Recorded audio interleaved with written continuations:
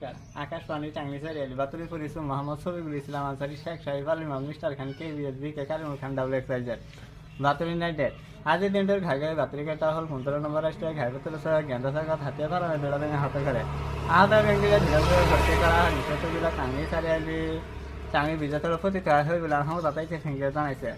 2026 বিধানসভা নির্বাচনে তৃতীয় অধ্যক্ষ Sonia Gandhi all India bank পার্টির প্রতিনিধি দিব